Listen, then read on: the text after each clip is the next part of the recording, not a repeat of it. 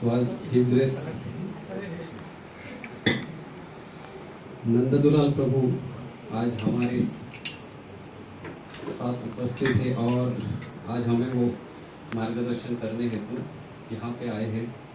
तो मैं उनका परिचय देना चाहता हूँ। वैसे तो आप सब जानते ही उनको, बहुत सुंदर क्लास देते हैं प्रभु जी। तो प्रभु जी बेसिकली बी मैकेनिकल है। उन्होंने थोड़े समय के लिए महिंद्रा ब्रिटिश टेलीकॉम में जॉब भी किया। उसके बाद उन्होंने 2003 में 5 साल के लिए किया, थोड़े समय के लिए नहीं किया, 5 साल के लिए और उसके बाद 2003 से प्रभु जी ने राधा गोपीनाथ मंदिर ब्रह्मचर्य आश्रम ज्वाइन किया। और प्रभु जी बहुत अच्छे से कथा करते, मराठी में, हिंदी में, इंग्लिश में। प्रभु जी इस्कॉन यूथ प्रीचिंग में भी बहुत उनका योगदान है। उनकी यात्रा भी लेके जाते हैं। हमारे कार्तिक यात्रा में भी हमारा सौभाग्य प्रभु जी के साथ हम रहते हैं और अच्छी तरह से वो ऑर्गेनाइज करते हैं कथा कीर्तन। और प्रभु जी का एक और विशेष बात है कि back to Godhead magazine के वो सब एडिटर रह चुके हैं और उसमें उन्होंने बहुत सारे आर्टिकल्स भी लिखे हैं। और अपना जो बेस है भक्ति वेदांत एकेडमी, जो उनके भी हेड हो चुके हैं प्रभु जी। प्रभु जी शिवाजी पार्क, वडाला, केईएम के यहाँ पे सत्संग करते हैं और इस्कॉन बारामती के वो सर्वा है, वो पूरे हेड है वहाँ के। और प्रभु जी का भागवतम इतना आनंद मिलता है सुनने में। तो आज हमारा अति सौभाग्य है कि आज प्रभु जी का संग हमें प्राप्त हो रहा है और उनके साथ बहुत सारे ब्रह्मचारी डिवोटी भी है। और हम सभी उनका हमारे ट्रेडिशनल वे से हरि बोल बोल के स्वागत करेंगे। हरि बोल, हरि बोल, हरि बोल। और हमारे वरिष्ठ हमारे पथदर्शक गुरु दयाल चंद्र प्रभु जी, वृंदावन चंद्र प्रभु और माता जी, इन सबका भी हमें आज संग मिल रहा है। तो आज यह संतांची मांदियाळी आहे, तो सब यहाँ पे आज उनका संग लेने के लिए उपस्थित है। आप सभी का भी मैं बहुत बहुत आभार व्यक्त करता हूँ और मैं प्रभु जी से विनती करता हूँ कि प्रभु जी प्लीज आप हमारा मार्गदर्शन करें। हरे कृष्ण।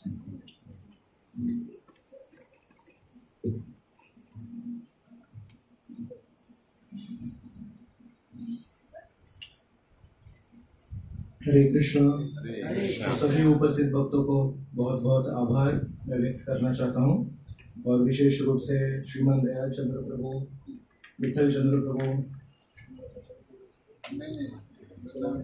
इतने सालों से प्रभु जी यहाँ पे आते हैं और आप सबको मार्गदर्शन कर रहे हैं, तो इनके प्रति भी बहुत बहुत आभार। और पिछली बार भी एक प्रोग्राम यहाँ पे आयोजित हुआ था जिसमें प्रभु जी स्वयं आए थे, उस समय मैं आ नहीं पाया, उसके लिए मैं माफ़ी मांगता हूँ। मैं बम्बई में नहीं था, बाहर कहीं गया था, इसलिए नहीं आ पाया। लेकिन आज इनके साथ में मुझे कुछ 2 शब्द बोलने की अनुमति मिली तो मुझे लज्जा आ रही है, लेकिन प्रभु जी की अनुमति लेके मैं कुछ समय बोलने वाला हूँ। फिर उनके साथ मेरा गठबंधन पहले ही हो चुका है। कुछ समय मैं बोलने वाला हूँ, कुछ समय प्रभु जी बोलने वाले हैं, तो आप इनके मधुर वचनों से वंचित नहीं रहेंगे, इसका आश्वासन मैं देता हूँ आपको। जय राधा माधव कुंज बिहारी, गोपी जन वल्लभ गिरिवर धारी। जय राधा माधव कुंज बिहारी, गोपी जन वल्लभ गिरिवर धारी। जय राधा माधव कुंज बिहारी, गोपी जन वल्लभ गिरिवर धारी। जय राधा माधव कुंज बिहारी, गोपी जन वल्लभ गिरिवर धारी। यशोदानंदन ब्रज जन रंजना,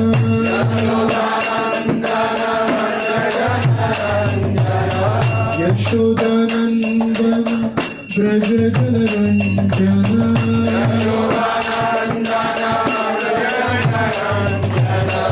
यमुना तीरावन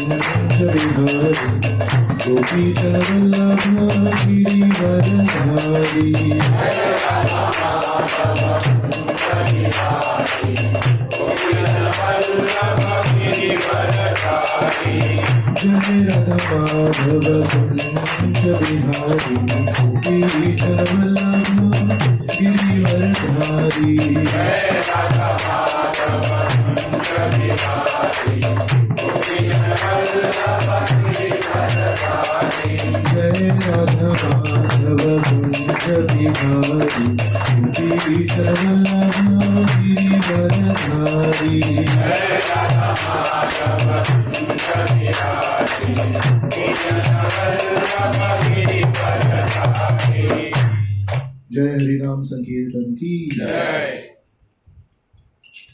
ओम अज्ञानतिमिरान्धस्य ज्ञानाञ्जनशलाकया चक्षुरुन्मिलितं येन तस्मै श्रीगुरुवे नमः। श्रीचैतन्यमनोभीष्टं स्थापितं येन भूतले स्वयं रूपः तदा मह्यं ददाति स्वपदान्तिकम्। वन्देऽहं श्रीगुरो श्रीयुतपदकमलं श्रीगुरून् वैष्णवांश्च श्रीरूपां सहजतां सहना रघुनाथान्वितं तं सजीवं साद्वैतं सावधूतं परिजनसहितं कृष्णचैतन्यदेवं श्रीराधा कृष्णपादां सहगणा ललिता श्रीविशाखान्वितांश्च।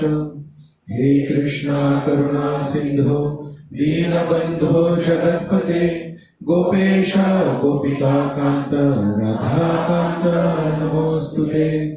तप्तकाञ्चन गौराङ्गी राधे वृन्दावनेश्वरी वृषभानुसुते देवी प्रणमामि हरिप्रिये। वाञ्छाकल्पतरुभ्यश्च कृपा सिन्धुभ्यैव च पतितानां पावनेभ्यो वैष्णवेभ्यो नमो नमः। नमो विष्णुपादाय कृष्णप्रेष्ठाय भूतले श्रीमते भक्तिवेदान्त स्वामीति नामिने। नमस्ते सरस्वती देवे गौरवाणी प्रचारिणे निर्विशेष शून्यवादी पाश्चात्य देशकारिणे। जय श्री कृष्ण चैतन्य प्रभु नित्यानंद श्री अद्वैत गदाधर श्रीवासदि गौर भक्तवृंद। हरे कृष्णा कृष्णा कृष्णा हरे हरे, हरे राम राम राम हरे हरे।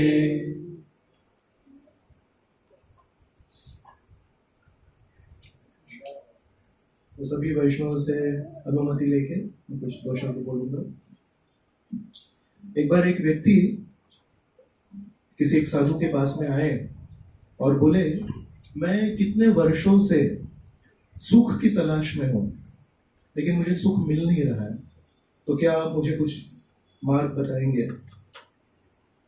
साधु को समझ में आ गया कि ये सच्चा व्यक्ति है, क्योंकि ये स्वीकार करना कि मैं बहुत वर्षों से सुख की तलाश में हूं लेकिन सुख मुझे मिला नहीं, ये अपने आप में बहुत बड़ी चीज है।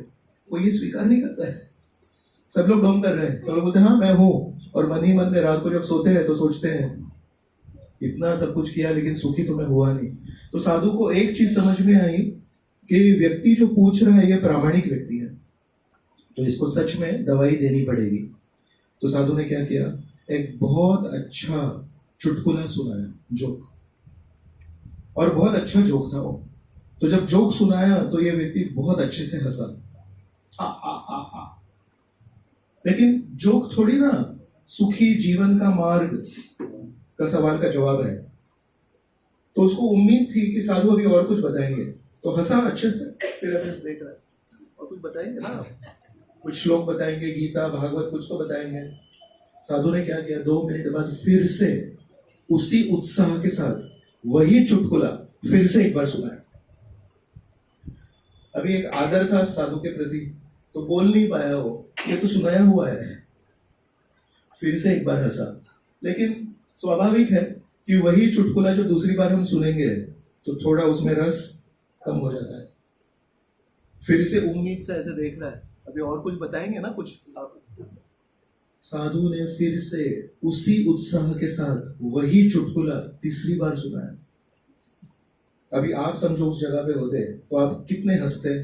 तीसरी बार थोड़ा कम हंसते है ना, कुछ तो उसमें गिरावट आ जाती। तो ये थोड़ा और कम हंसे, फिर अभी थोड़ा देख रहा है, अभी और कुछ बताएंगे। साधु क्या थे मालूम नहीं, उनके मन में क्या उस दिन समाई थी मालूम नहीं। चौथी बार वही चुटकुला उतने ही उत्साह से सुनाया उन्होंने। अब ये व्यक्ति थोड़ा हंसा नहीं, मुस्कान आई, शांत हो गया। फिर अभी सोच रहा है, अभी कुछ सुना ही दीजिए आप, एक आध कोई भगवान के बारे में कुछ बता दीजिए। 5वीं बार इस साधु ने वही चुटकुला उतने ही उत्साह के साथ 5वीं बार सुना है। ये व्यक्ति हंसा ही नहीं और बिना हंसे साधु की तरफ देख रहा है। फिर साधु ने बताया, बेटा बहुत अच्छा चुटकुला सुनाया मैंने, और पहली बार तुम कैसे हंसे, पेट पकड़ के हंसे। जब मैंने वही चुटकुला दूसरी, तीसरी, चौथी और 5वीं बार सुनाया, 5वीं बार जब मैंने सुनाया वही चुटकुला, तुमने हंसना भी बंद कर दिया। तो मेरा तुमसे एक सवाल है, जब अच्छी सुख देने वाली चीज, मजाक, चुटकुला, जोक पे भी हम 5वीं बार जब रिपीट करते हैं तो हम हंसते नहीं है, तुम्हारे जीवन में जो भी छोटे मोटे दुख दर्द आए हैं वो कितने बार उसके बारे में बात करते हो और कितने बार उसके ऊपर रोते हो? मेरी जिंदगी में 5 साल पहले एक चीज हुई थी, इस व्यक्ति ने मेरे साथ बहुत गलत किया था। 12.5 साल पहले मेरा जब बर्थडे था, उस दिन इस व्यक्ति ने मुझे ऐसे घूर के देखा था। नहीं, सच्चाई नहीं है। हम में से कितने लोग, हाथ मत ऊपर उठाइए, लेकिन इस चीज को स्वीकार करते हैं कि प्रभु जी हमारे जीवन में बहुत सारी अच्छी घटनाएं भी हुई हैं। किसी साधु संत का हमको आशीर्वाद मिला है, कोई यात्रा में हम गए हैं, कोई सत्संग प्रोग्राम में गए हैं, कुछ अच्छे भक्तों का हमको संग मिला है, वो हम कितनी बार याद रखते हैं। और अगर किसी व्यक्ति ने, किसी रिश्तेदार ने, किसी दोस्त ने, भाई बहन, माता पिता, बच्चे, किसी ने एक आध बार हमको 5 साल पहले, 10 साल पहले, 20 साल पहले कुछ उल्टा कुछ बोला होगा, वो हमको कितनी देर याद रहता है, आप सबको मालूम है कि नहीं? तो इसलिए ये हमको सोचना चाहिए कि हम में से उपस्थित आज जितने भी लोग हैं, हम में से कितने लोग ऐसा बोल सकते हैं कि प्रभु जी मेरे जीवन में केवल दुख ही दुख ही दुख है, बचपन से लेके आज तक मेरे जीवन में आज तक कोई भी अच्छी चीज हुई ही नहीं है, मैं दावे के साथ कह सकता हूँ। और हम में से कितने लोग हैं जो बोलेंगे प्रभु जी आप जो बोल रहे हैं ना मुझे समझ में ही नहीं आया, क्योंकि मेरे जीवन में केवल सुख ही सुख ही सुख है, आज तक मेरे जीवन में एक भी गलत घटना नहीं हुई है। ऐसा कोई शूरवीर कोई है? इसका मतलब है ये दोनों सवालों के जवाब आपसे मुझे मिल गए? नहीं है, ऐसा नहीं है। इसका मतलब तीसरी चीज सही है कि हमारे जीवन में कुछ सुख है कुछ दुख है, लेकिन अभी हमसे अपेक्षा क्या है कि हम उन दुख के बारे में बार बार सोचते रहे कि जो अच्छी चीजें हमारे जीवन में हुए उसके बारे में हम सोचें। क्या अपेक्षा है हमसे? आपसे सुनना चाहता हूं मैं, आप भी बड़ भक्त हैं, आप भी तिलक लगाए हुए हैं, बताइए आपकी क्या अपेक्षा होनी चाहिए हमसे? भगवान जब हमको देखते हैं, हम भगवान का दर्शन लेते हैं और भगवान भी हमारा दर्शन लेते हैं। भगवान जब हमको देखते हैं और सत्संग प्रोग्राम में, मंदिर में, जन्माष्टमी, राधाष्टमी, कहीं भी हम पहुंचते हैं और हम ऐसे उदासी चेहरा जाके बैठ जाते हैं एक कोने में। सब लोग आनंद ले रहे हैं कथा का, सब लोग आनंद ले रहे कीर्तन का, सब लोग आनंद ले रहे दर्शन का, और हम कहीं कोने में जाके बैठे हैं उदासा चेहरा लेके। क्यों? प्रभु जी पिछली बार में जब आया था तो गुलाब जाम बनाया था, सबको 2-2 गुलाब जाम दिया, मुझे एक ही दिया। मतलब हमारे दुखी होने के जो कारण है वो भी इतने गए गुजरे हैं। सच में अगर आप सोचेंगे आप किस किस कारण के लिए दुखी हैं, आप चकित हो जाएंगे। मैं क्या छोटी छोटी चीजों को लेके बैठा हूं, लेकिन और कहाँ वो एक गुलाब जाम कम मिला, और कहाँ इस भौतिक जगत के नित्य जन्म मृत्यु जरा व्याधि से मुक्त होने के लिए हमको प्रभुपाद जी मार्ग बता रहे हैं। सारे दुखों के परे प्रभुपाद जी हमको लेके जा रहे हैं। श्रील भक्ति सिद्धांत सरस्वती कई बार भक्ति मार्ग के ऊपर बहुत स्ट्रांगली बोलते थे, और उन दिनों में भारत में स्वतंत्रता अभियान चल रहा था, क्विट इंडिया मूवमेंट, भारत छोड़ो आंदोलन चल रहा था। अरे ये अंग्रेज लोग बहुत तमाशा कर रहे हैं, इनको पहले बाहर निकालो। तो कई बार भक्ति सिद्धांत सरस्वती जब भागवत, रामायण, गीता के ऊपर प्रवचन देते तो कोई ना कोई आके वहां बैठा होता था जो उठ के बोलता था, स्वामी जी आप इतना सब भक्ति वगैरह सब बोल रहे हैं, सबसे बड़ी जरूरत तो अभी ये है कि हमको भारत को परतंत्र से छुड़ाना है। एक बार भक्ति सिद्धांत सरस्वती एकदम जागरूक हो गए और बोले, तुम एक छोटे से नाले के बारे में चिंतित हो और मैं भव सागर के बारे में चिंतित हूं। अब ये थोड़ी सी बारिश अगर गिरेगी तो ये नीचे का जो ग्राउंड है, पार्किंग लॉट है, वो गीला हो जाएगा, है कि नहीं? और कई बार थोड़ा सा पानी इकट्ठा हो जाता है तो ऐसे छलांग लगाते हैं ना, चप्पलें गीली नहीं होनी चाहिए, जूते गीले नहीं होने चाहिए, देखा आपने? और बच्चों को बहुत मजा आता है, ऐसे कूदते हैं ना, वो कूदने को हम लोग कितना इंपॉर्टेंस देंगे। और अगर आपको मैं बोलूं अरे ये कूदना वगैरह छोड़ दो, यहाँ बगल में समुद्र है, राधा गोपीनाथ मंदिर के सामने समुद्र है, उस समुद्र को पार करने की तरकीब मैं बताता हूँ, ये छोटे छोटे नाले वगैरह छोड़ दो। आप में से कितने लोग बोलेंगे अरे प्रभु जी समुद्र वगैरह पार करना छोड़ दो, हमको तो नाला पार करना है। तो कई बार इस भौतिक जगत का ये परिणाम होता है कि महत्वपूर्ण चीजें, ये भौतिक जगत ऐसे बनाया है माया देवी ने, महत्वपूर्ण चीजें का महत्व कम हो जाता है और छोटी छोटी चीजों को हम इतना बड़ा स्थान दे देते हैं। और कथा में आके बैठ के भगवान के सामने भी हम ऐसे रूठ के कहीं तो कोने में जाके बैठ जाते हैं। लेकिन जीवन में सबसे बड़ी चीज क्या है? भगवान के नाम का आस्वादन करना, भगवान की लीलाओं का आस्वादन करना। तो पद्यावली में रूप गोस्वामी एक बहुत अच्छा श्लोक बताते हैं, अहो अहो भीर न कलेर विदूयते सुधा सुधारा मधुरम पदे पदे दिने दिने चंद्र न चंद्र शीतलम यशो यशोदा तनयस्य गीयते। क्या बता रहे हैं? बोलते हैं अहो अहो भीर न कलेर विदूयते, हर दिन दिन ब दिन कुछ न कुछ दुख तो आएगा, कोई ना कोई तो उल्टा जवाब देगा, कोई ना कोई तो घूर के देखेगा। और अगर किसी ने भी आपके साथ कुछ गलत व्यवहार नहीं किया है, आप आईने के सामने जाके खड़े हो जाइए, वो व्यक्ति तो जरूर गलत व्यवहार करेगा आपसे। क्या क्या लेके बैठे हैं, कल रात को इसने ऐसे क्यों किया, 2 साल पहले, तो अहो अहो भीर न कलेर विदूयते। अगर कलयुग के प्रभाव से आपको हर दिन दिन ब दिन बचना है क्या? अहो अहो भीर न कलेर विदूयते सुधा सुधारा मधुरम पदे पदे। और अमृत की धारा पदे पदे हर क्षण आपको अनुभव करनी है क्या? दिने दिने चंदन चंद्र शीतलम। और हर दिन इस संसार दावानल में हम तप रहे हैं, तकलीफ हो रही है हमको, आदि दैविक, आदि भौतिक, आदि आत्मिक तकलीफ हो रही है, लेकिन अगर ऊपर से शीतल चंद्रमा का प्रकाश हो तो कैसे अच्छा लगता है, एकदम ठंडा लगता है। दिने दिने चंदन चंद्र शीतलम, तो क्या करना पड़ेगा, यशो यशोदा तनयस्य गीयते, यशोदा तनय का यश हमको गाना पड़ेगा। तीसरे स्कंद में विदुर मैत्रेय संवाद आता है, और इस विदुर मैत्रेय संवाद में विदुर मैत्रेय मुनि को कुछ सवाल पूछते हैं, बहुत ही 4-5 श्लोकों में सवाल पूछते हैं, और देखिए आपको भी बहुत अच्छे लगेंगे। एकदम सिंपल सवाल पूछते हैं, बोलते हैं पहले मुझे एक बात बताइए, आत्मा ये सच्चिदानंद भगवान का अंश है, तो आत्मा भी सच्चिदानंद हुआ। सच्चित आनंद मतलब, सत मतलब शाश्वत है, चित मतलब ज्ञानमय है, आनंद मतलब आनंद से भरपूर है, ये छोटी छोटी चीजों में फंसने वाला है नहीं आत्मा। तो पूछ रहे हैं आत्मा अगर सच्चिदानंद है तो इस सच्चित आनंद आत्मा के ऊपर अज्ञान और दुख का आवरण कैसे होता है।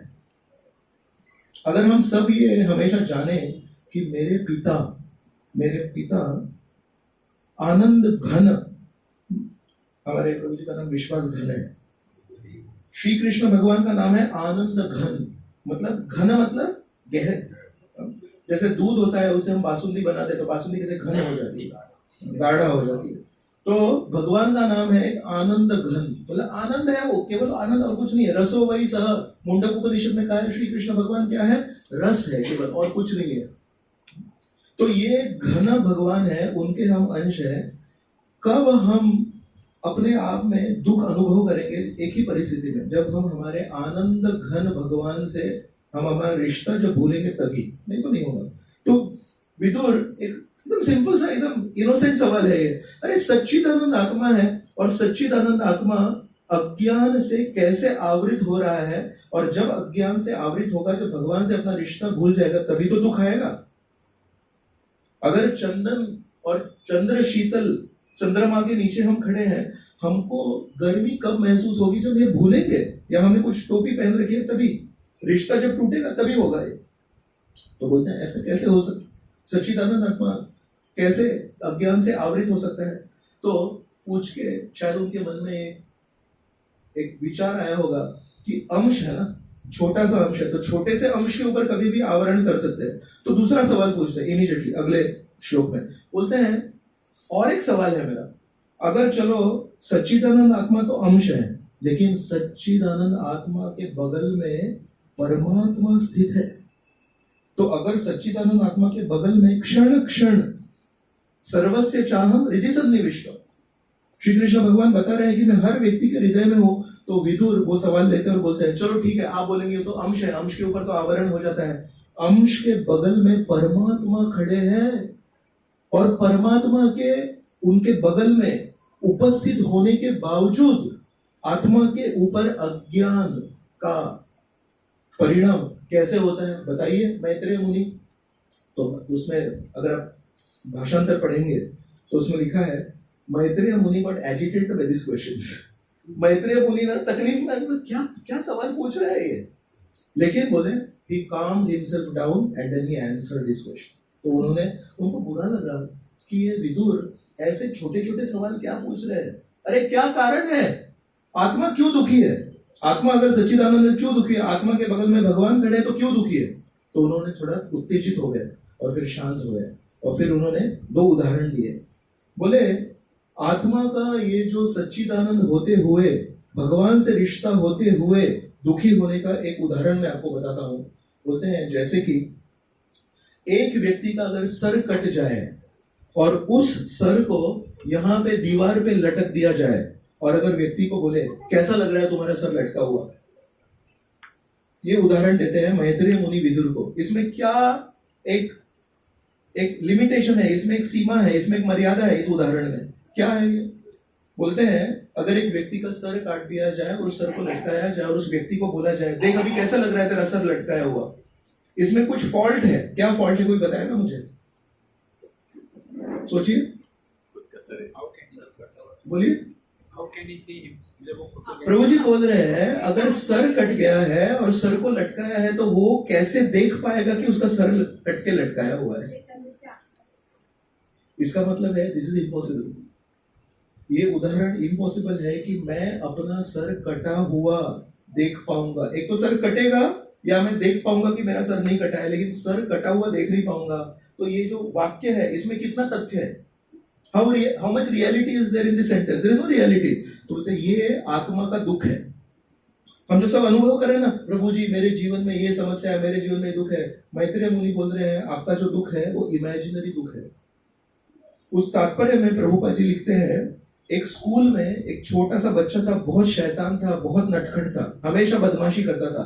तो टीचर ने एक बार उसको बुलाया और बोला इधर आ, अगर तू और बदमाशी करेगा तो तेरा सर काट के यहाँ लटका दूंगी, फिर देखना तेरा सर कैसे लटका हुआ है। वो सुन के वो बच्चा एकदम शांत हो गया और एकदम चुप हो गया, क्योंकि बच्चा था, वो प्रभु जी नहीं थे।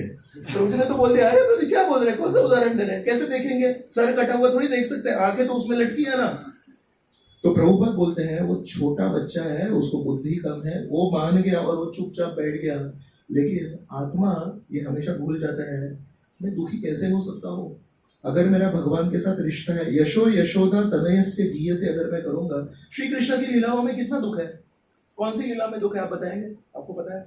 कोई एक लीला बता दीजिए आप जिसमें श्री कृष्ण भगवान बहुत दुखी हो गए हैं। कोई एक लीला बता दीजिए उसमें श्री कृष्ण भगवान के भक्त बहुत दुखी हो गए। Separation from the gopis. Separation from the gopis is not on the material platform ना। गोपिकाएं जो हैं, अगर आप प्रभुपाद जी की किताबें पढ़ते हैं तो उसमें लिखते हैं कि विरह जब होता है, विरह में एक दूसरे की ज्यादा याद आती है और उसमें ज्यादा संबंध होता है। इनफैक्ट अगर आप 2009 में परम पूज्य राधानाथ महाराज ने मायापुर की यात्रा की थी, 2009 की मायापुर यात्रा के अगर आप प्रवचन सुनेंगे तो उसमें राधानाथ महाराज ने बहुत अच्छा पॉइंट बताया। उसमें बताते हैं राधा कृष्ण लीला ये विरह भावना के ऊपर आधारित है, क्योंकि राधा कृष्ण का विवाह नहीं हुआ, और सीताराम जी वही राधा कृष्ण है, लेकिन सीताराम जी का विवाह हुआ था, तो उनका जो रस है वो है स्वकीय रस, विवाहित रस है उनका। और राधा कृष्ण का रस कौन सा है? परकीय रस। तो उस प्रवचनों में राधानाथ महाराज ने बहुत अच्छी एक बात बताई, सीताराम जी विवाह किए हुए हैं, लेकिन एक अनुभव कर रहे हैं कि जब हम दोनों एक साथ हैं तो एक दूसरे की इतनी याद नहीं आती, क्योंकि मालूम है कि हम साथ में हैं। तो सीताराम जी के मन में भी एक विचार आया कि हमने विवाह अनुभव किया और विवाह में एक दूसरे को हम ज्यादा गहराई से एक दूसरे की याद नहीं कर पा रहे। अगर हमने हमारे विवाहित लीला में अगर किसी कारणवश विरह अनुभव किया तो उस विरह में हम एक दूसरे को और गहराई से याद करेंगे। तो रावण का सीता देवी को अपहरण करने के पीछे एक तो कारण है कि वो देवताओं ने प्रार्थना की थी विष्णु को कि इनको मारना है, तो फिर नर लीला में आए थे, फिर नर लीला में सीता देवी को अपहरण किए। लेकिन एक बहुत गहरा कारण राधानाथ महाराज जी ने उस प्रवचनों में बताया, actually Sita Ram wanted to experience विरह रस, लेकिन सीताराम की लीला में विरह रस है नहीं, तो विरह रस कैसे अनुभव करेंगे? तो रावण को भी मारना था, तो लीला शक्ति क्या करती है? लीला शक्ति सारे लोगों की इच्छाओं को पूर्ण करती है। तो रावण का जो रेबेलियस नेचर है वो भी यूज किया, देवताओं को जो प्रार्थना थी उसको भी यूज किया, और मूल बहुत गहरा आध्यात्मिक कारण क्या है सीता देवी के अपहरण के पीछे? वो है Ram and Sita wanted to experience परकीय रस, वांटेड टू एक्सपीरियंस विरह रस। तो 10 महीने सीता और राम जिनका विवाह हुआ है वो एक दूसरे से अलग हुए हैं। और सीता देवी क्या कर रहे थे 10 महीने? सीता देवी लंका में अशोक वाटिका में क्या कर रहे थे? हनुमान जी जब गए, सीता देवी क्या कर रहे थे वहां पे? पूरी तरह से क्षीण हो गए थे, पूरी तरह से दुबले पतले हो गए थे, लेकिन राम राम राम मनन कर रहे थे। और राम जी यहाँ पे माल्यवंत पर्वत में क्या कर रहे थे?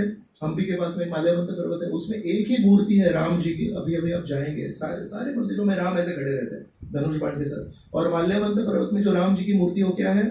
उनके हाथ में एक माला है और जप कर रहे थे सीता सीता सीता।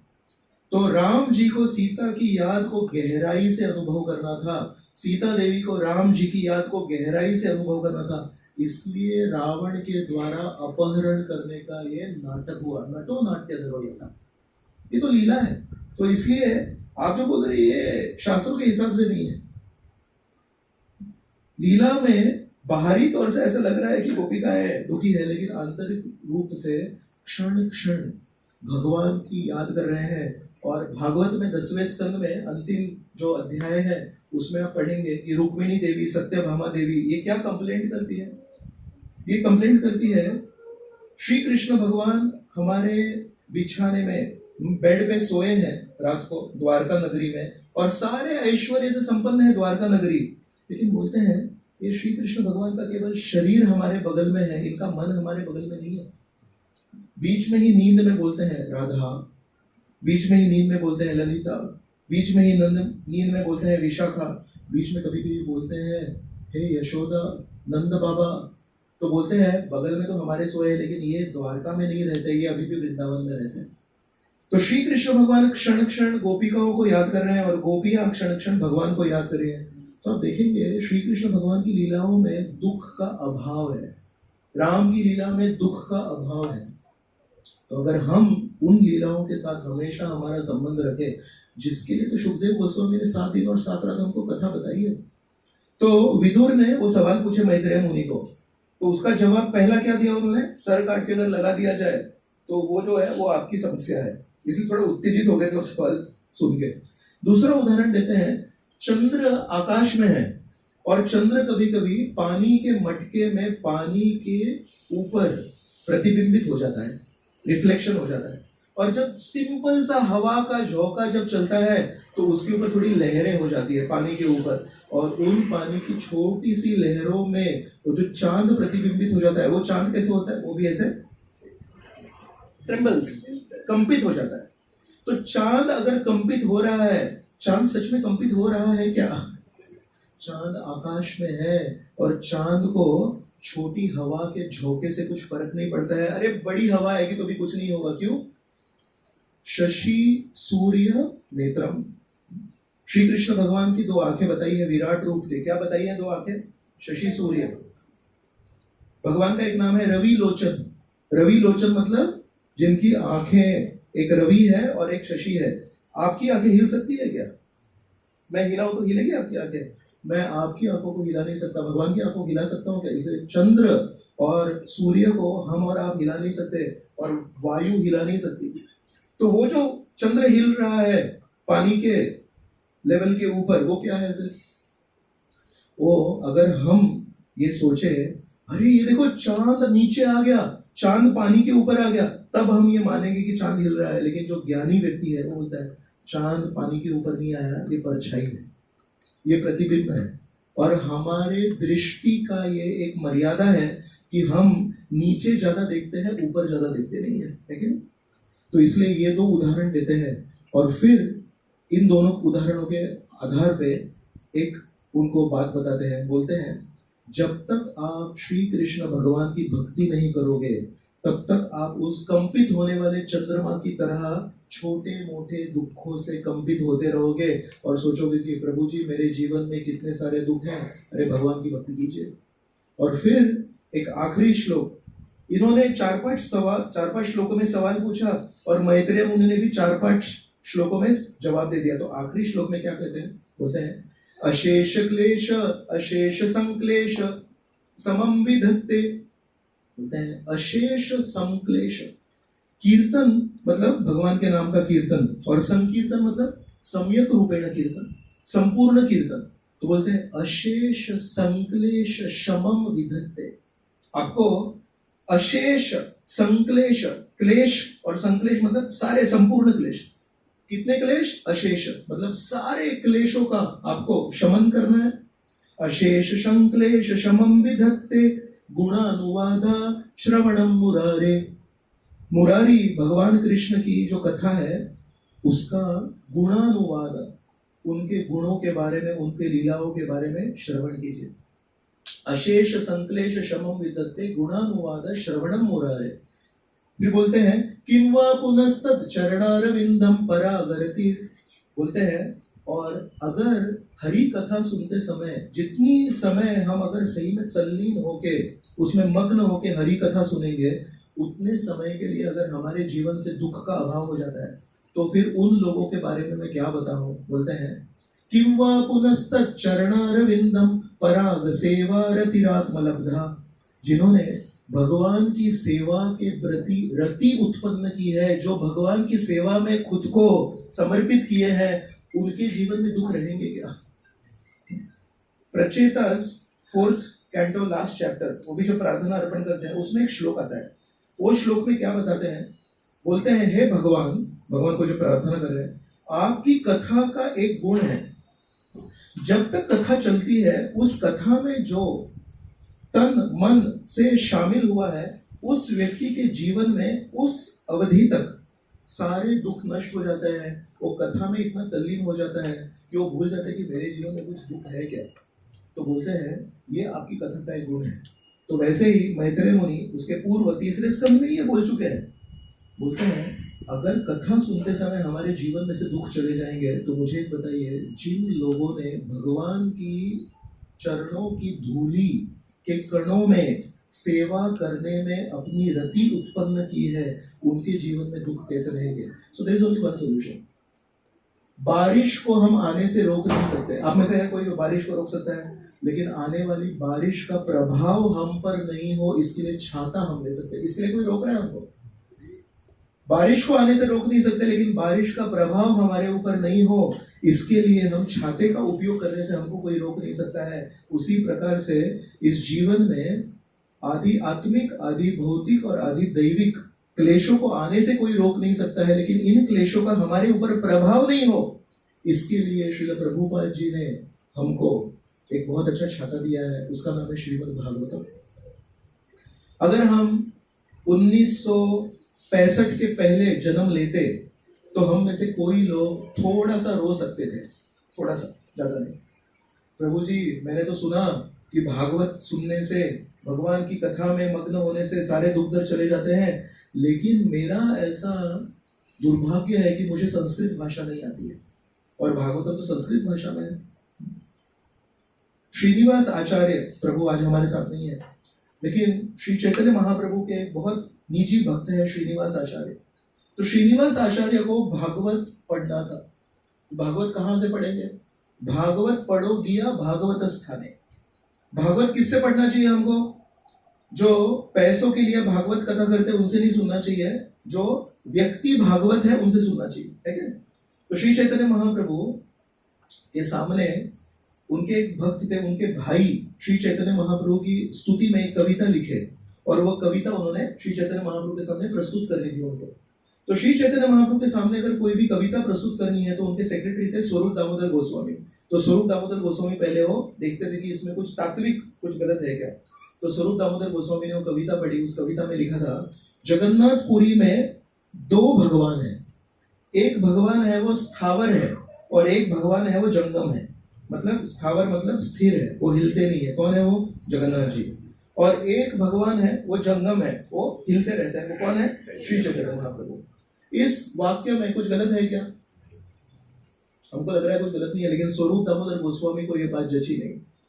बोले आप कैसे कह सकते हैं कि ये जो भगवान है ये स्थिर है? ये आपकी भौतिक आंखों को लग रहा है कि श्री जगन्नाथ जी स्थिर है। जगन्नाथ जी स्थिर नहीं है, जगन्नाथ जी प्रसाद है। वही तो महाप्रसाद हम खाते हैं। हम जब जगन्नाथपुरी में जाते हैं, इतना जब महाप्रसाद खा रहे हैं, तो कौन ये बोलेगा कि जगन्नाथ जी हिलते नहीं है? जगन्नाथ जी हिलते हैं, आपको नहीं दिख रहा है? जगन्नाथ जी, आप में से कितने लोग मराठी हैं? मराठी लोगों को प्रसन्न करने के लिए कथा बोलता हूँ। जगन्नाथपुरी में महाप्रसाद में एक खिचड़ी मिलती है।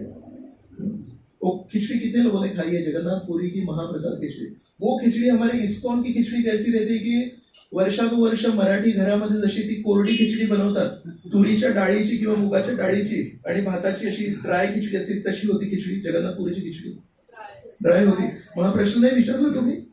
अरे इस्कॉन में बंगाली लोगों को तो पूरा गीली खिचड़ी बनाते एकदम ऐसे पूरी वेट। और ये जगन्नाथपुरी में श्री चैतन्य महाप्रभु वहां रहते थे, जगन्नाथ जी वहां रहते, वहां पे वो महाराष्ट्रियन ड्राई खिचड़ी कैसे पहुंच गई? नहीं पूछा आपने कभी? ये किसको ये कथा मालूम है? अरे देखो, आप लोग तो पूछते ही नहीं है। आप बाकी सब सवाल पूछ रही है, सवाल पूछना चाहिए ना हमने। कमलाबाई नाम की एक माताजी थी, बूढ़ी माताजी थी। वो किसी कारणवश वहां पे रहती थी। अपने घर में हर रोज वो महाराष्ट्रियन खिचड़ी बनाती थी और जगन्नाथ जी को याद करके बनाती थी, और जगन्नाथ जी उनके प्रेम से आकर्षित होके जगन्नाथ मंदिर को छोड़ के उस गांव में जाके वो सिंपल महाराष्ट्रियन खिचड़ी खाते थे। पत्रम पुष्पम फलम तोयम यो में भक्त्या प्रयच्छति तदहम भक्ति उपहृतम अश्नामि प्रयतात्मना। तो एक दिन ऐसे उन्होंने बहुत बार खिचड़ी खाई तो उनके कपड़े फटे। जगन्नाथ जी की कितनी लीला है कि जब सुबह दर्शन खुला तो जगन्नाथ जी के जो कपड़े थे वो फटे थे। तो फिर हेड पुजारी ने सोचा भगवान के कपड़े कैसे फटे, तो फिर भगवान ने हेड पुजारी के सपने में आकर बोले वो गांव में कमलाबाई रहती है, वो कमलाबाई जो खिचड़ी बनाती है वो मुझे अच्छी लगती है, कल से जगन्नाथ पुरी मंदिर में मुझे वो खिचड़ी चाहिए। तो ये कथा क्यों बताई आपको? जगन्नाथ जी स्थावर नहीं है, ये तो हमारी भौतिक धारणा है कि जगन्नाथ जी स्थावर है, तो इसलिए हमको उसमें कुछ गलती नहीं लिखी, लेकिन स्वरूप दामोदर गोस्वामी की उसमें गलती दिखी। तो स्वरूप दामोदर गोस्वामी बोलते हैं इसमें रस गलत है, आपने जगन्नाथ जी के ऊपर बहुत बड़ा आरोप किया है कि जगन्नाथ जी जड़ मूर्ति है, जगन्नाथ जी स्थावर है। जगन्नाथ जी स्थावर नहीं है, जगन्नाथ जी भी जंगम है और श्री चैतन्य महाप्रभु भी जंगम है, समझे? तो उन्होंने माफी मांगी। फिर बोले सुनो अभी एक बात, भागवत पढ़ो गिया भागवत स्थाने। आपको भागवतम पढ़ना है, आपको श्री कृष्ण भगवान के बारे में जानना है, यहाँ वहां से सुनोगे तो गलत धारणा होगी। आप व्यक्ति भागवत के पास में जाके पुस्तक भागवत सीखिए। तो ये उन्होंने बात बताई उनको। तो ये हम कथा किस संदर्भ में बता रहे थे? 1965 पहले 19 हाँ, तो श्रीनिवास आचार्य, तो श्रीनिवास आचार्य को भागवत पढ़ना था। श्रीनिवास आचार्य रहते थे कटवा के पास में, बंगाल में। तो अभी बोले भागवत कैसे सुनेंगे, तब तक श्री चैतन्य महाप्रभु दुनिया में से चले गए थे। तो उनको याद में आया कि श्री चैतन्य महाप्रभु गदाधर पंडित के साथ में टोटा गोपीनाथ मंदिर में भागवत चर्चा, रोज श्री चैतन्य महाप्रभु टोटा गोपीनाथ मंदिर में जाते थे और गदाधर पंडित के साथ में बैठ के भागवत का श्रवण करते थे। गदाधर पंडित भागवत सुनाते थे और श्री चैतन्य महाप्रभु बोलते थे और एक बार सुनाइए। 4-5 बार रोज भागवत में ध्रुव महाराज की कथा और प्रहलाद महाराज की कथा सुनते थे। तो उनको याद आया भागवत पढ़ोगी या भागवत स्नान, अगर मुझे भागवतम समझना है तो मुझे गदाधर पंडित से सुनना पड़ेगा। प्रवास करके बंगाल से जगन्नाथपुरी तक चलते चलते आए। कितने महीने लगते थे उस समय में? 2 या 3 महीने लगते थे।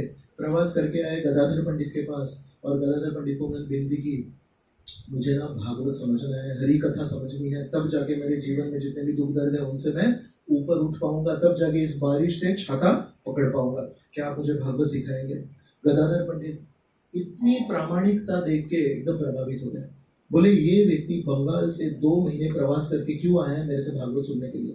लेकिन उन्होंने एकदम प्रामाणिकता से उनका भागवत का जो ग्रंथ था, उस समय तो पत्तों के ऊपर लिखते थे ना, ऐसे पब्लिशिंग हाउस नहीं था, तो निकाला और देखा मैं आपकी प्रामाणिकता से बहुत प्रभावित हुआ हूँ, लेकिन आपको मैं कुछ बताना चाहता हूँ। श्री चैतन्य महाप्रभु और मैं जब भागवत कथा करते थे, महाप्रभु की आंखों से और मेरी आंखों से आंसू बहते थे और उन आंसुओं का वर्षा इस भागवत के देखो पन्नों पे हुआ है।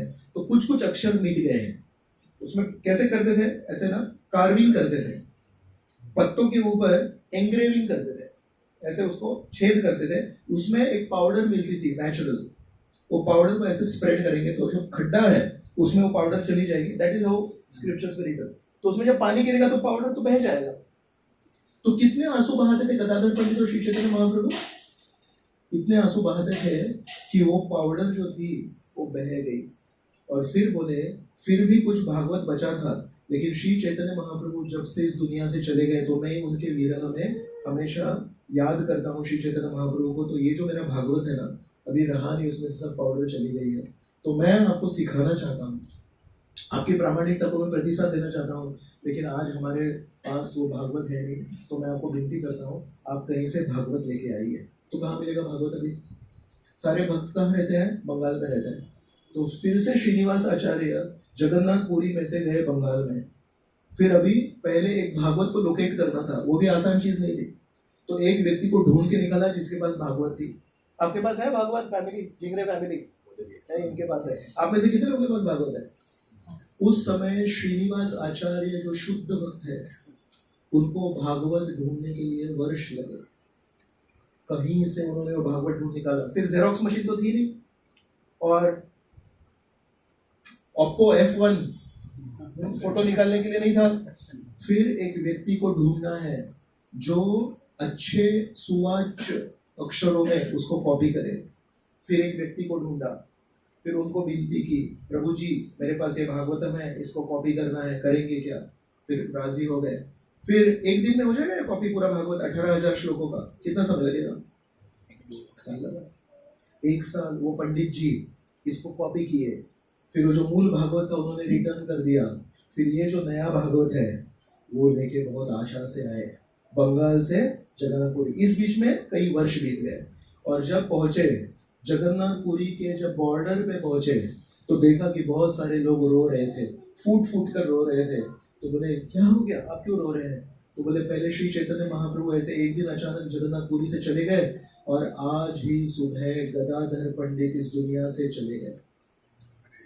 श्रीनिवास आचार्य उधर ही नीचे गिर गए और बोले क्या भाग्य है, मुझे भागवत पढ़ना है। और भागवत पढ़ने के लिए व्यक्ति भागवत नहीं है, जब व्यक्ति भागवत मिला तो पुस्तक भागवत नहीं है, जब पुस्तक भागवत मिला तो व्यक्ति भागवत। इस संस्कृत भागवत को श्रील प्रभुपाद जी ने जीवन का एक ही उद्देश्य बनाया, मुझे ये जो भागवत श्रीनिवास आचार्य के पास नहीं था, ये भागवत मुझे कलयुग की सारे अनर्थों से संपूर्ण जनता को घर घर जाके देना है, ये मेरे जीवन का उद्देश्य है। और श्रील प्रभुपाद जी शांतिपुर में अद्वैत आचार्य के घर में जब जाके प्रार्थना करते थे तो जब निकलने वाले थे तो वहां के पुजारी ने पूछा, तो स्वामी जी आप जा रहे हैं ऐसा लग रहा है, रोज आप आके प्रार्थना करते थे। तो प्रभुपाद जी ने उत्तर दिया, मैं नहीं जा रहा हूँ, भागवत जा रहा है, लेकिन भागवत के साथ में मैं जा रहा हूँ। तो प्रभुपाद जी का कैसे दृष्टिकोण था कि भागवत जाना चाहिए। मेरे गुरु महाराज ने बताया कि भागवत जाना चाहिए, कृष्ण कथा जानी चाहिए। तो भागवत के साथ में कोई तो जाना चाहिए ना। जैसे अभी भगवान आए, राधा कृष्ण भगवान आए, अकेले आए क्या? ऐसे बोल सकते हैं क्या, चलो प्रभु जी आप एक हाथ में कृष्ण को पकड़िए, एक हाथ में राधा रानी को पकड़िए, ऐसा होता है क्या? भगवान है, थोड़ी हमारे दोस्त हैं। प्रभु focus on the details, Krishna को अच्छे से पकड़िए, आप राधा रानी को अच्छे से पकड़िए, उनको तकलीफ नहीं होनी चाहिए कि नहीं। वैसे प्रभुपाद जी भागवत को वैसे देख रहे हैं, बोल रहे भागवत को ऐसे ना पोस्ट से नहीं भेज सकते, चलो भागवत चले जाओ तुम, मैं जाऊंगा उनके साथ में, उनको अच्छे से पकड़ने के लिए, अच्छे से प्रचार करने के लिए। वो 1965 के पहले ये जो भागवत है, अगर हम सोचते हैं प्रभु जी मला भागवत वाचायचं है, कहाँ पढ़ेंगे आप भागवत? कौन देगा आपको भागवत? लेकिन प्रभुपाद जी की देखिए कृपा कैसे है, व्यक्ति भागवत की कृपा क्या है। व्यक्ति भागवत ने जीवन भर एक ही काम किया, 10:30 को सोते थे और रात को 1:30 बजे उठ जाते थे और सुबह 1:30 बजे से लेके सुबह 4:30 बजे तक भागवत का भाषांतर करते थे, अनुवाद करते थे, तात्पर्य लिखते थे। क्यों? अशेष संक्लेश शमम विदत्ते गुणानुवादम श्रवणम मुरारे किम वा पुनस्तच्चरणारविंदम पराग सेवा रतिरात्मलब्धा। हमारे जीवन में जितने भी दुख है उसके ऊपर एक ही उपाय है, वो एक है, अगर बारिश से बचना है तो छाता खोल दो। और परम उपाय बताऊं आपको, बारिश से अगर बचना है तो परम उपाय कितने लोग जानना चाहते हैं? अगर सही में बारिश से बचना है तो छाता उठाइए, लेकिन छाता भी कभी कभी कुछ वर्षों के बाद में खराब हो जाता है। परम उपाय जानना चाहते हैं? परम उपाय है, अगर बारिश से बचना चाहते हैं तो अपने आप को इतना ऊपर उठाओ कि आप बादलों के ऊपर चले। आप में से कितने लोगों ने एयरप्लेन में प्रवास किया है? कभी मॉनसून सीजन में किया है, या मॉनसून सीजन में नहीं करेंगे तो भी जब प्लेन ऊपर उठता है तो पहले नीचे रहता है बादलों के, और फिर बादलों के नीचे ही प्रवास करता है क्या? बादलों के नीचे कभी भी एयरप्लेन प्रवास नहीं करेगा। क्यों मालूम है? रिस्की है वो, कभी भी बिजली चमक सकती है, कभी भी। तो एयरप्लेन वाले जो लोग हैं उन्होंने क्या उपाय निकाला उसके ऊपर? अरे प्रभु जी एंटी लाइटनिंग कोटिंग करेंगे हम एयरप्लेन को, ऐसा किया कुछ? क्या किया उन्होंने? ये बादलों के नीचे जब तक रहेंगे तब तक कुछ ना कुछ धोखा तो होते ही रहेगा। एक ही उपाय है। क्या उपाय है? आपसे सुनना चाहता हूँ, बताइए क्या उपाय है? एयरप्लेन को अगर बिजली से बचाना है, बारिश से बचाना है, क्या उपाय है? इंजन को स्ट्रॉन्ग करो, रो मत। प्रभु जी मेरा इंजन इतना वीक है कि वो बादलों के ऊपर जाता ही नहीं। अरे इंजन में अच्छा स्ट्रॉन्ग करो ना, किसने रोका है आपको? इंजन को स्ट्रॉन्ग किया, फ्यूल की क्वालिटी बढ़ाई और बादलों को छेद के विमान ऊपर चले जाता है। यहाँ से कनाडा तक चला जाता है विमान, कितने घंटे लगते हैं? 18 घंटे लगते हैं, लेकिन 18 घंटा बादलों के ऊपर से जाता है, कोई बिजली नहीं, कोई बारिश नहीं, कुछ धोखा नहीं। तो टेक ऑफ ऊपर 18 घंटे और लैंडिंग के समय वापस बादलों से नीचे। तो वैसे अगर बारिश से बचना है, क्लेशों की वर्षा से बचना है, तो हरि कथा में आना है, सत्संग में आना है, ताकि हर मंगलवार, कौन से दिन होता है प्रोग्राम? मंगलवार। हर मंगलवार को छाता खोलिए, लेकिन फिर भी ना कभी ये छाते में छेद आएंगे, कभी ना कभी ये तकलीफ होगी, कभी ना कभी हमारे पैर दुखेंगे, कभी ना कभी तकलीफ होगी, कभी कभी प्रभु जी रिक्शाच नहीं है तो आज कार्यक्रम याला कसंही येऊ, कुछ ना कुछ तकलीफ होने ही वाली है। इसलिए फाइनल उपाय एक ही है, ऐसे हमको हमारे हृदय में फ्यूल भरना पड़ेगा हरि कथा हरि नाम का, कि इंजन को स्ट्रॉन्ग करना पड़ेगा और इन भौतिक चीजों के ऊपर उठना पड़ेगा। तो लोगों को कंप्लेंट करने दीजिए, लोगों को बोलने दीजिए, हाँ असा कसा काय वागू शकतो माझ्यासोबत, ये मेरे साथ ऐसे कैसे बर्ताव कर सकते हैं? प्रभु जी ये तो अच्छे लोग थे ना, ये अच्छे लोग ऐसे कैसे हो गए? ये कथा है ना, ये भी निरंतर कथा है। ये जब से सृष्टि हुई है तब से लोग बात कर रहे हैं। लक्ष्मण बोल रहे हैं ये कैकेयी माता ऐसे कैसे हो सकती है? कल तक तो अच्छी थी, कल तक प्रेम करती थी, आज बदल गई। तो रामायण में कथा चल रही है और महाभारत में कथा चली है, अरे दुर्योधन तो हमारा भाई है, दुर्योधन ऐसा कैसे हो सकता है? और ये कथा आज हम लोग कलयुग में भी आज बात कर रहे हैं, प्रभु जी ये मेरा भाई ऐसे कैसे हो सकता है? प्रभु जी ये मेरा दोस्त, इसने मुझे इतनी मदद की है, ये प्रभु वेकअप, थोड़ा जागिए। रामायण में भी ये है, महाभारत में ये है। और अगर हमारे रिश्तेदार और हमारे अगल बगल के लोग ऐसे नहीं है तो उस दिन हमको थोड़ा खुद को चेक करना पड़ेगा कि मैं ठीक हूं कि नहीं। तो अगर हमारे जीवन में दुख दर्द है, it is a confirmation that we are still part of the material world. हम अभी भी नॉर्मल जीवन जी रहे हैं, लेकिन नॉर्मल जीवन हमेशा के लिए जीना जरूरी नहीं है। प्रभुपाद जी ने 1965 में एक बहुत बड़ा आंदोलन कर दिया। आप में से कितने लोगों ने फ्रेंच आंदोलन के बारे में सीखा है? फ्रेंच रेवोल्यूशन, अमेरिकन रेवोल्यूशन, फिर इंडस्ट्रियल रेवोल्यूशन एंड फिर इंडियन इंडिपेंडेंस रेवोल्यूशन। ये सारी जो क्रांतियां हुई है इस पृथ्वी पे, इसमें से कितनी क्रांतियां एक पेन से हुई है और कितनी क्रांतियां तलवारों से हुई है? आप बताइए, कितनी revolution have happened by weapons and how many revolutions have happened by pen? मतलब कभी सुना है pen is mightier than the sword, right? Pen ये तलवार से ज्यादा शक्तिशाली है, ये केवल कविता है। This is only a sentence to be put on the wall and make a big frame. उसका कुछ रियल वैल्यू है क्या? कितने लोगों ने जीवन को, इस पृथ्वी को, समाज को पेन के बलबूते पे परिवर्तन किया है? बताइए बताइए। नहीं वो तो ठीक है, वो तो समझ गए। The right answer into every question ISKCON satsang programme is Prabhupada होगा। कोई भी सवाल पूछेगा प्रचारक तो प्रभुपाद बोलेंगे तो how he can say no. I know that. मैं आपको पूछ रहा हूँ 1965 के पहले बोल रहा हूँ। 1965 के पहले जब से सृष्टि शुरू हुई है, पेन के आधार पे कितनी क्रांतियां हुई है और तलवारों और बंदूकों के आधार पे कितनी क्रांतियां, इसका रेशो क्या है? 0:limited।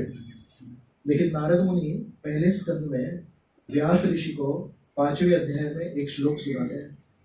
उस श्लोक में बताते हैं, तद्वाद विसर्गो जनतांग विप्लवो यस्मिन् प्रति श्लोकम अबद्धवत्यपि नामानि अनंतस्य यशोंकितानि यत् श्रृण्वन्ति गायन्ति गृह्णन्ति साधवः। इसमें जो पहली पंक्ति उसमें लिखा है, तद्वाद विसर्गो जनतांग विप्लवो। तद्वाद जो ध्वनि है शुद्ध भक्तों की, वो जनता अघ विप्लव। जो जनता है पापों में घिरी हुई है, उसमें एक रेवोल्यूशन आ सकता है, विप्लव आ सकता है। कभी सुना है विप्लव शब्द? हिंदी मराठी में भी बोलते हैं विप्लव मतलब रेवोल्यूशन। तो उस श्लोक में नारद मुनि व्यास ऋषि को 5000 साल पूर्व बताए हैं, जब शुद्ध भक्त कुछ बोलते हैं, उनकी वाणी से पापी समाज में एक विप्लव आता है, एक रेवोल्यूशन आता है। इस भागवत के श्लोक को किसने पूरा करके दिखाया, सच करके दिखाया? फ्रेंच रेवोल्यूशन में जो रेवोल्यूशन हुआ ना, तलवारों के आधार पे हुआ, बंदूकों के आधार पे हुआ, भारत में भी जितने हुए वो बंदूकों के आधार पे हुए, अमेरिका में जो हुआ वो बंदूकों के आधार पे हुआ। नारद मुनि ने श्रीमद् भागवतम में व्यास ऋषि को जो सीख दी है, उस सीखों को केवल एक व्यक्ति ने अपनाया और बोला, नारद मुनि ने अगर बोला है ना, मैं उसको करने का प्रयास करूंगा। और अपने जीवन का केंद्र उन्होंने एक ही चीज बनाई है, मैं भागवत का ट्रांसलेशन करूंगा ताकि हर एक व्यक्ति उसको पढ़ पाएगा। जो सौभाग्य श्रीनिवास आचार्य को शुद्ध भक्त को नहीं मिला, वो सौभाग्य मैं प्रयास करूंगा मेरे गुरु महाराज की कृपा लेके, और कलयुग के पतित जीवों को प्रति वो सौभाग्य दूंगा। और 1965 में प्रभुपाद जी ने फर्स्ट कैंटो कंप्लीट किया था। उसके बाद में हर रोज अपनी नींद की आहुति देके उन्होंने उस भागवत को ट्रांसलेट किया। और कभी भी कोई शिष्य आता था, Prabhupada how can we please you, print books, print books, where are the books, where are the books, books books books books books, किताबों का वितरण कर करके बंबई की जनता को भी तकलीफ में डाल दिया। जब दिसंबर का महीना आता है, लोग बोलते हैं हरे कृष्ण वाले से बाहर निकलेंगे, गीता घ्या, गीता घ्या, गीता घेऊन सुख घ्या, गीता अपनाइए, गीता लीजिए। लोग बोलते हैं हरे कृष्ण वाले वो काम नहीं है क्या?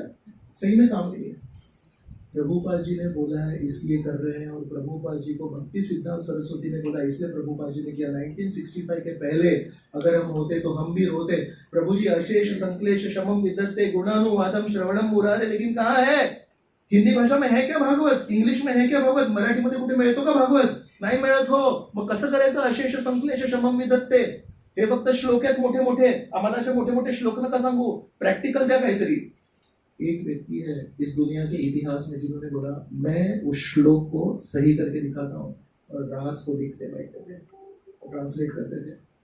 तो इसलिए प्रभुपाद जी ने बीबीटी स्थापित की और बीबीटी को बोला इस श्रीमद् भागवतम को आप पर ट्रांसलेट कीजिए। आज 76 डिफरेंट लैंग्वेजेस में जो श्रीमद् भागवत एक जमाने में दुर्लभ था, वो प्रभुपाद जी की इच्छा पूर्ति के लिए उनके शिष्यों ने उस 76 अलग अलग लैंग्वेजेस में श्रीमद् भागवतम को प्रिंट किया है। और आज ऐसी परिस्थिति है कि गोपीनाथ मंदिर में से एक मैसेज आता है, Shrimad Bhagavatam available on discount, और वहां पे एक फोन नंबर दिया होता है और आप थाना में बैठ के फोन कर सकते हो। बोलते हैं प्रभु जी ते पाठवणार का? फिर वो बोलते हैं कधीपर्यंत पाठवू? सकाळपर्यंत पाठवू, दुपारपर्यंत पाठवू की संध्याकाळपर्यंत पाठवू? फिर आप बोलते सकाळी मला वेळ नाही आणि दुपारी मी ऑफिसमध्ये असणार, तर थोडंसं ना उशीर करा, संध्याकाळपर्यंत पाठवा। मैं ठीक है संध्याकाळी पाठवतो। आज ऐसी परिस्थिति आ गए हैं, हम उसको डिले कर रहे हैं। चैतन्य लीला में जितने भक्त थे उनको अगर ये बताया, उनको हार्ट अटैक आ जाएगा। बोले प्रभु are you aware what you are doing? Bhagwat वो भेज रहे हैं, आप बोले थोडं उशिरा पाठवा प्रभु जी, माझ्याकडे वेळ नाही है, मी जरा बिजी है। आपको पता नहीं है हमको क्या मिला है, और जब तक हमको ये नहीं पता होगा कि हमको क्या मिला है, हम उसको वैल्यू नहीं करेंगे। और जब तक हम उसको वैल्यू नहीं करेंगे तब तक हमारे जीवन में परिवर्तन अनुभव नहीं करेंगे। और जब तक अपने जीवन में परिवर्तन अनुभव नहीं करेंगे तब तक छोटी छोटी बातों को लेते बड़ा बड़ा रोते रहेंगे। तो यही चलता रहेगा। तो हम श्री प्रभुपाद जी के प्रति बहुत बहुत बहुत कृतज्ञ हैं कि हरि कथा की गंगा उन्होंने जग भर वितरित कर दी। आप में से कितने लोग नासिक में कभी ब्रह्मगिरी पर्वत में गए हैं, जहां पे ऊपर गोदावरी नदी का उगम स्थान है? तो माता जी गए हैं। माता जी कितना बड़ा उगम स्थान है वो, इतना छोटा है? सच में, सही में तो छोटा ही है वो। माता जी सच बोलते हैं, माता जी सच बोलते हैं, चलो मान लिया। आप में से कितने लोग कभी जगन्नाथपुरी वगैरह गए हैं? तो ट्रेन से गए हैं तो आंध्र प्रदेश में राजमंड्री करके एक जगह है, राजमंड्री के ऊपर से वो ट्रेन जाती है और नीचे गोदावरी नदी जाती है। वो गोदावरी नदी कितनी चौड़ी है? 5 मिनट लगते हैं ट्रेन को गोदावरी नदी को पार करने के लिए। और राजमंड्री में वो फिर वो नदी बे ऑफ बंगाल में, बाकी सारी नदियां यहाँ मिलती है वेस्ट में, एक ही नदी है जो ईस्ट में मिलती है, तो वहां पे बे ऑफ बंगाल में मिलती है। तो वहां पे 5 मिनट लगते हैं ट्रेन को पार करने के लिए गोदावरी नदी को। और माता जी का कहना है कि नासिक में जहां पे उगम स्थान है वहां पे छोटा सा स्थान है। इसको कैसे समझे हम? जब शुरुआत होती है नदी की तो छोटी होती है, वो बढ़ते बढ़ते बढ़ जाती है। तो श्री कृष्ण भगवान ने जो ज्ञान गंगा शुरू की ब्रह्मा जी के पास आई, ब्रह्मा जी ने उसको और बड़ा किया, नारद मुनि ने और बड़ा किया, नारद मुनि के शिष्य हुए व्यास ऋषि, व्यास ऋषि ने कितने वेद लिखे, इतने पुराण लिखे, कितने उपनिषद लिखे और उसको चौड़ा कर दिया। ऐसे करते करते भक्ति सिद्धांत सरस्वती, भक्ति विनोद ठाकुर, भक्ति सिद्धांत रूप गोस्वामी, सनातन जीव गोस्वामी ने 4 लाख श्लोक खुद के लिखे हैं। महाभारत में 1 लाख श्लोक है। महाभारत में जो सबसे बड़ा ग्रंथ माना जाता है वैदिक वांग्मय में, उसमें 1 लाख श्लोक है। रामायण में 22,000 श्लोक है, भागवत में 18,000 श्लोक है और महाभारत में 1 लाख श्लोक है। जीव गोस्वामी के स्वयं के खुद के 4 लाख श्लोक है। मतलब ज्ञान गंगा कितनी हो गई। फिर भक्ति विनोद ठाकुर, भक्ति सिद्धांत सरस्वती और आ गए अभी ऐसी भक्ति वेदांत स्वामी श्रील प्रभुपाद जी ने कितनी किताबें ली भाई, पूरा रैंक भर गया इनका प्रभुपाद जी की किताबों से। ये Shrimad Bhagavatam, Chaitanya Charitamrita, Bhakti Rasamrita Sindhu, Bhagavad Gita as it is, the law of nature, Chaitanya Charitamrita, Bhagavad Gita, royal science of God realisation, ये पूरा रैंक भर गया इनका। कैन यू इमेजिन हमको क्या मिला है? हमको वो मिला है जो सत्ययुग में नहीं था। सत्ययुग में ध्यान पद्धति थी लेकिन हरि कथा नहीं थी।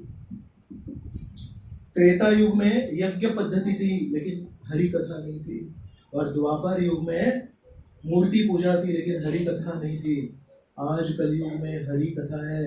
केवल ऐसे बैठ के कोई अगर वरिष्ठ भक्त आएंगे, उनसे केवल भगवान की स्तुति सुननी है और भगवान कितने कृपालु है इतना सुनना है।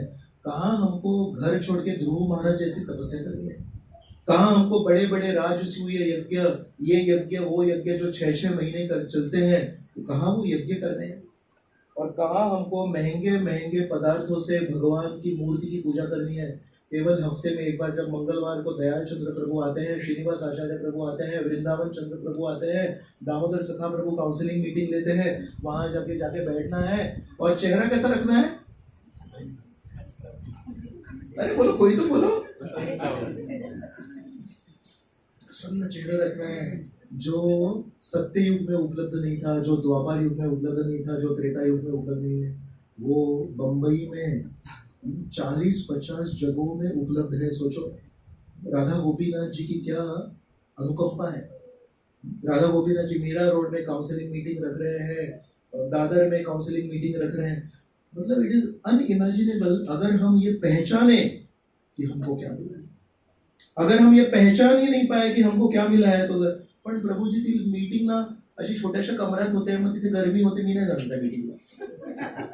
और वो काउंसलिंग मीटिंग में क्या होता है, आजकल शरबत बंद कर दिया, आजकल पानी देते हैं, शरबत क्यों नहीं देते, मैं नहीं जाऊंगा। अरे हरि कथा से दूर जाने के लिए हम इतने बहाने ढूंढेंगे कि क्या बताऊं। हमारा दिमाग ये सब चीज में बहुत चलता है, लेकिन हमारा दिमाग चलाना है जो ज्ञान की गंगा सारे आचार्यों ने हम तक लाई है। उस ज्ञान की गंगा को एक छोटे से ग्लास में ऐसे वो पानी उठाना है, ऐसे करके उसको पी जाना है, उसका आस्वादन करना है। ठंडा ठंडा गंगा का पानी अगर खाना में मिल रहा है, इससे बड़ा सौभाग्य क्या है। वो प्लास्टिक के बर्तन में है और गर्म है, ये है, कुछ फर्क नहीं पड़ता। गंगा है, वो गंगा पवित्र करती है। तो इसलिए श्रील प्रभुपाद जी की बहुत विशेष अभूतपूर्व कृपा रही है कि हम सबको बिना जाने उन्होंने हमारे लिए भागवत रखा है। और प्रभुपाद जी के अनंतर, उनके उपरांत जितने भी भक्त हैं, वो भी प्रभुपाद जी के उस इच्छा को पूर्ति करने के लिए श्रीमद् भागवत का पब्लिशिंग कर रहे हैं, उसका वितरण कर रहे हैं, उसके ऊपर हमको मार्गदर्शन कर रहे हैं, ताकि हम जब भी बारिश होए छाता लेके बाहर निकले। और एक दिन जब हम देखें कि ये छाते में छेद आ गया, दूसरा छाता ले, लेकिन गीले होने की जरूरत नहीं है। और ये छाते लेते लेते, छाते बदलते बदलते एक दिन हम ये तय करें, अभी इन बादलों के ऊपर जाना है, बहुत हो गया है बादलों के नीचे है कि नहीं। तो इसलिए ऐसे जो कार्यक्रम आयोजित होते हैं, इनके एक भी कार्यक्रम को हमको छोड़ना नहीं है। भगवान की कथा सुननी है और अपने इंजन को स्ट्रॉन्ग करना है और बादलों के ऊपर जाके भगवान के पास में उनकी स्तुति करने के लिए, उनकी कथा सुनने के लिए, उनका सुंदर दर्शन करने के लिए एक दिन पहुंचना है। और प्रभुपाद जी ने हमको आश्वासन दिया है प्रभुपाद जी ने जो हमको मार्ग बताया वो अगर हम करेंगे, नम्रता पूर्वक भक्तों के बीच में रहेंगे, तो प्रभुपाद जी बोले हैं मैं आपको भगवत धाम लेके जाऊंगा। तो ये हमारा बहुत बड़ा सौभाग्य है।